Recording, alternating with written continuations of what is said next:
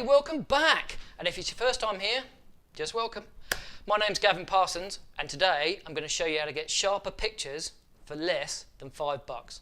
Now you can probably tell from my accent that I'm not from America, so I don't deal with dollars, I deal with British pounds. So I'm going to put a running total down at the bottom here, so we've got nil at the moment, and then at the end I'll convert it so you can see just how little you have to spend to get sharper pictures from this, your camera. So, have you thought, now that your camera's a few years old, that it's not producing the sort of quality pictures that you expect? Well, it's not actually your camera. This isn't the bit that's at fault. This is the bit that's at fault. It's your lens. Now, you don't have to go buying a new lens, not at all. What's happened over the years, you've got thumbprint, you've got fingerprint, you've got palm print, you've got all sorts of other gunk going on there. What do you do when you see dirt and dust on your lens? You reach for one of these.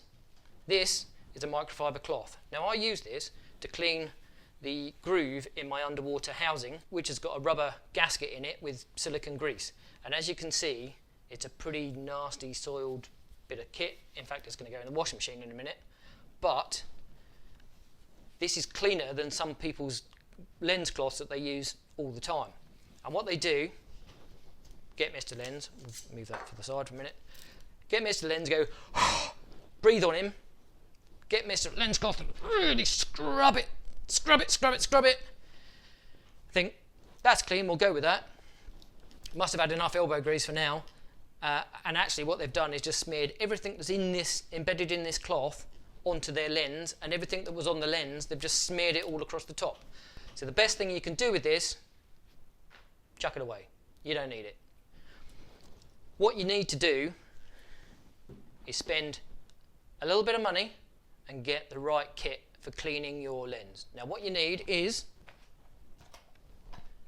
Q-tips, or cotton buds as we call them in the UK. Now don't buy the cheap ones that have plastic in here. That's a big no-no, because these things get washed into the ocean over and over again, and that plastic bit just stays around for centuries, and it gets ingested by birds, it gets ingested by fish, it gets ingested by turtles, and they all end up dead. So get the ones with the paper stalk and 100% cotton, so it's all biodegradable, and make sure you put it in the bin, don't flush it down the toilet. You'll need a bottle of water, and it's got to be distilled water or mineral water like this, to can't have any additives in it like you get out the tap. I know single-use plastic, again, not a very good idea, but if you recycle this after you've used it, it'll be all good to go. These, 90p. Put my little counter up, 90p from a well-known ethical supermarket. Bottle of water, 30p. So put it up, £1.20. So this lens has got all sorts of dirt and crud all over it. I just use my thumb just to put a few smears on it, and then what we do, cap off bottle of water, and then using one Q-tip, dunk that in the water, roll it around on the cap there so we can get rid of some of the excess water. And then with a lens this sort of size, you want to just do a quarter at a time, just to make sure that you get everywhere covered and it's not too much of a mess. So you then just small circular motions, which is what they did when they polished the lens in the first place. Work up to the middle, down to the quarter, and just gently twisting your Q-tip around between your index finger and your thumb, just to gently work off all that grime, so you're not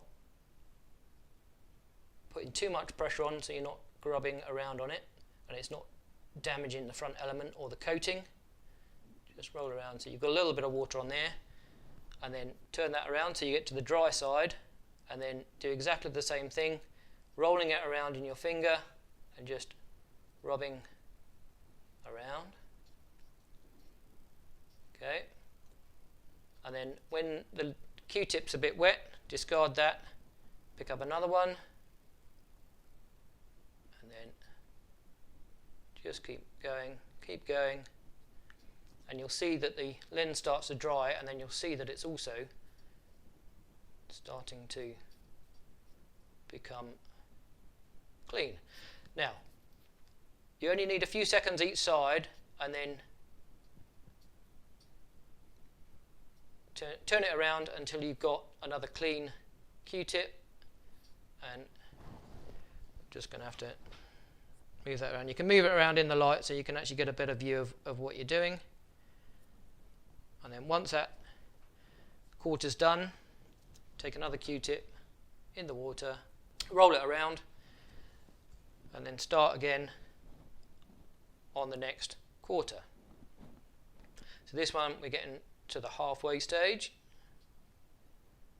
and you just keep going until you get all the way to the end. Every few seconds of twisting the dry Q-tip around, turn it over and start on the other dry side. This is why you get through quite a few of these, which is why it's important not to have those plastic horrible things, because all of this will biodegrade down. You can put these in the compost or in the recycling to help save the planet, of course. And then boom, you've got a clean element, and that is going to drastically improve the sharpness of your pictures. So if you've never been happy with the quality out of your camera, if everything has been always a bit too soft, or the focus was not in the right place that you would expect it to be, then it could be that your lens needs calibrating. Now, there are plenty of calibration tools on the market, and there's plenty of videos that show you how to use those complex charts and bits of kit that allow you to scientifically make sure that your lens is 100% spot on calibrated. But what I'm going to show you is more of a down and dirty way of producing a calibrated lens that you can use in the field, or you can use quickly just to make sure that the camera is roughly shooting in the right place. So what you need obviously is a camera, and then one of these. This is just a metal ruler. Okay, why a metal ruler? Because if you haven't worked out by now, I hate plastic. There's so many unnecessary things made out of plastic. Rulers are one of them. So I use a metal ruler, and you can pick these up. This is quite an expensive one. This is one I use for graphic design, but you can pick these things up for $1.99. You want to mount your camera on a tripod, point it down at roughly 45 degrees. Doesn't have to be exact because we're down and dirty, remember. And then the central spot you want to make sure is focused onto the 20 centimeter spot. So you want to set your widest open aperture so you get the smallest depth of field. Remember that from the last video. So you'll just get the 20 centimeter section be in focus, so you'll know if the lens is actually focusing on the 20 millimeter or if it's just a little bit in front or a little bit behind. And then take a shot. So as you can see, the focus point is just out. So we'll go to the AF fine tune, turn it on, then go to saved value, and you'll see that at the moment that it's set to 0. And so we just want to, let's take it up to 5 because we're just ever so slightly out, and then we'll make sure that everything's out of focus, into focus on the autofocus, and then take another shot. And we can see that we've just gone a little bit too far this time, so we're a little bit over, so we then need to just dial it back a little bit. So we go back into AF fine tune and then take that back to say 2, and then we can see that we're actually now spot on that 20 millimeter mark. So now you know that for 50 millimeters, that's hitting its proper focus point. Do that for every single one of your lenses, and you'll know that whenever you put it onto your camera, the focus point will be calibrated to exactly the right spot. With the lens set up right, then you've got to find its sweet spot. Now, in the words of Martin McFly, what the hell is a sweet spot? Well, you get the gist. Anyway, the sweet spot is the perfect aperture for your lens. Now, lenses have always been a bit of a compromise. You've got lots of bits of glass in there and they bounce light all over the place, and the idea is to keep those light rays as straight as possible. Then it hits an aperture, and when you change the setting of the aperture, be it to wide open or fully closed down, then you get different types of problems. You've got aberration, which you get when you have the aperture wide open, and then you have diffraction when the aperture is closed down. So what you've got to try and do is find the best compromise that you can, and now that is the best aperture. So what we need to do that is, again, we're going rough and ready, we're not going too complicated. So what we need is a pad with clean white sheet and coins, and then we're going to put the tripod up, set the camera up on the tripod, and then I'll show you what to do. Now with the camera set up looking straight down, I'll use just a little spirit level on the back of the camera just to make sure everything is dead level. That's very, very important. Everything has to be so level just so you don't get any distortion between one side of the frame and the other side of the frame.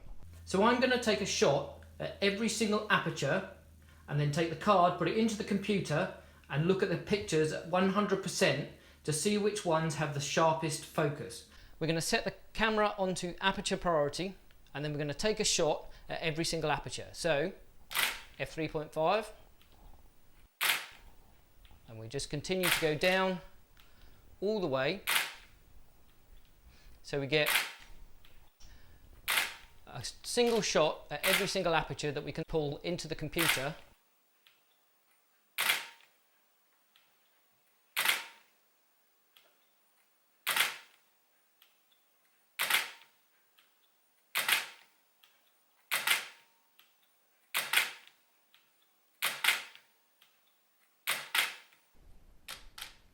So that was the last frame. So I'm going to take the card into the computer and let's just have a look at the images. f3.5 is okay, but it's not blowing my socks off. Neither is f4. f4.5, my socks are still on. I mean, again, it's all right. It's still usable, but it's not great. f5, a little bit better. Not anything to write home about, but it's okay. f5.6, now I can feel my socks slipping with this one. I can really see some sharpness improvement. f6.3, bang, and my socks are blown. They're gone. This is just pin sharp. f7.1, absolutely pin. f8 is sharp enough to cut yourself with, as is f9, f10, f11. They're all absolutely pin sharp. You will not get better sharpness out of this lens. They are beautiful. f13 is still okay. f14 is just about holding on. f16, my socks are coming back on with this one. It's starting to lose quality here. f18 is probably about the same as f4.2. f20, now we're into soft scoop ice cream territory. We're really losing sharpness here. f22 is about as soft as a cuddly toy. We're really on the slide. f25, awful. And f29, well, the only way you can describe that is a big pile of pants. So if you're going to use any apertures on this lens, it's going to be between f5.6 and f11. That's the best ones to use. So if you want to get the sharpest images possible of, say, a portrait or in a studio or just as a landscape, if you set for your lens, whichever the aperture is that's the sweet spot, if you set that every single time, you are going to end up with the sharpest pictures. Now you've got those three elements sorted out, you've got the lens clean, you've got the lens calibrated, and you found the sweet spot, you're well on your way to getting absolutely pin sharp pictures every single time. But there's one other element that you need to consider. I see so many photographers wandering around doing this completely wrong, and it's concerning these things. Lens hoods. You see photographers all the time with the lens hoods on like this, and they're busy snapping away, dunk, dunk, dunk, dunk, dunk, dunk. And then they get back home, put the card into the computer, have a look at the images they got and think, oh, why is it all soft? Because that is not the way round to use your lens hood. You have to get it round the right way. Now the reason that it goes around this way is because it's a bit like the sun visor in your car, or when you put your hand up to shield yourself from the sun, it blocks out any sunlight falling across the front element of the lens, so it just prevents extraneous light bouncing around inside the lens element, causing all sorts of havoc. Always, always, always have these on. Have a look at this image, for example. I thought I was in enough shade not to have to use my lens hood, started to shoot, had a look at the back of the camera and instantly saw that there was this mistiness. As soon as I put the lens hood on, it protected the front element from the light coming straight at me, and as you can see, it just cleared up all those problems. So it comes to getting shots with no flare or any fuzziness, just keep this on and this way round. That is how you get sharp pictures. We've spent £3.19. That's $4.20. We're under $5 and we're getting much, much better quality pictures out of our cameras. All right, so job done. If you like this video, hit the like. If you want to leave a comment, there's that box down below. If you haven't already, subscribe to the channel, because then you'll get to see when all my other videos are coming up, and we've got some good ones coming, and I'll see you next time.